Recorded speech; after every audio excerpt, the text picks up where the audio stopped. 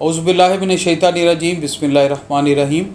शुरू अल्लाह के नाम से जो रहमान रहीम करीब खालक मालक राज़क वहदहु ला शरीक है और उसका कोई सानी नहीं।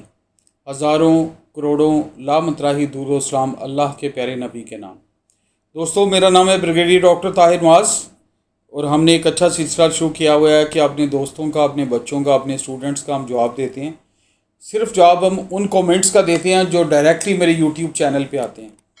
तो मैंने नंबर ऑफ़ टाइम आपसे रिक्वेस्ट किया है कि फ़ोन कॉल भी ना किया करें, बिज़ी होता हूँ, मुश्किल हो जाता है यार, माइंड नहीं करना। व्हाट्सएप पे भी जवाब नहीं देता, इंस्टा पे आपके बहुत ज़्यादा आए होते हैं। भाई, मैं किसी और मीडिया को इतना एंटरटेन नहीं कर रहा, यूट्यूब चैनल पे जो आप कमेंट देंगे उसका हम ज़रूर जवाब देंगे। तो चलें, आपकी कंफर्ट के लिए, आपकी फैसिलिटेशन के लिए हम शुरू करते हैं और ये सिलसिला शुरू किया हुआ है।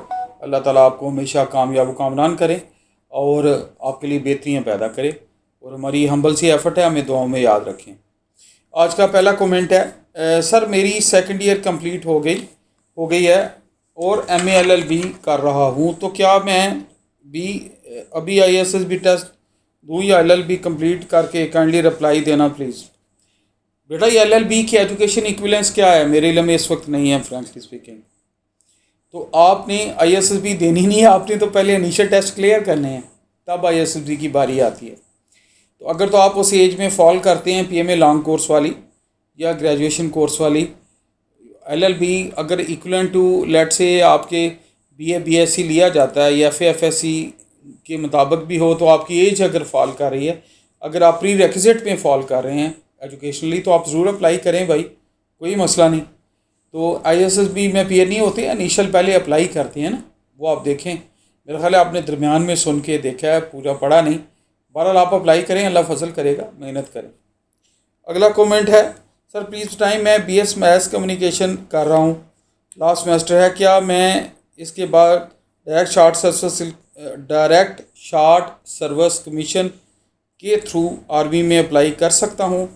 मेरा फ्रेंड कह रहा है कि आप नहीं कर सकते क्योंकि आपकी डिग्री मैथ्स कम्युनिकेशन की है और आर्मी में मैथ्स कम्युनिकेशन की कोई फील्ड नहीं। पहली बात तो यह है कि फ्रेंड की बात लिखने की ज़रूरत नहीं है, आपका अपना क्वेश्चन है। तो बेटा, मैथ्स कम्युनिकेशन अगर इक्विवेलेंस के लिहाज से BA BSc की इक्विवेलेंट बनती है और आप एज में फॉल करते हैं और वो उसमें नॉर्मल BA BSc की इक्विवेलेंस में आती है और आप एज में भी ठीक है, तो आप अप्लाई कर सकते हैं।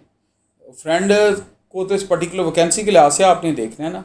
तो मैं तो बिल्कुल नहीं कहता कि आप अप्लाई नहीं कर सकते और बिल्कुल नहीं कहता कि आप ज़रूर अप्लाई कर सकते हैं। इसकी आप खोलें, अपनी जो वैकेंसीज़ आई हुई हैं उसके एलिजिबिलिटी क्राइटेरिया वाला पढ़ें, उससे आपको बेटा पूरी गाइडलाइन मिलेगी।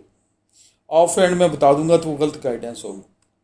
सर FSC में 55 वाले अप्लाई कर सकते हैं क्या? कर सकता है, मेरे ख्याल में तो नहीं कर सकते, लेकिन आप PMA लॉन्ग कोर्स के लिए प्री रेक्विजिट चेक करें। दोबारा कहता हूँ, आप ऐड पूरा पढ़ें ना, थोड़ा सा ख़ुद भी काम करें इस पर कि आप अप्लाई करना चाहते हैं। तो वो www.joinpakarmy में दिया हुआ एलिजिबिलिटी, FSC में इतनी होनी चाहिए, FA में इतनी होनी चाहिए। तो हर एक के पास नेट है, उससे आप प्री रिक्विजिट में अगर फॉल कर रहे हैं तो ज़रूर करें।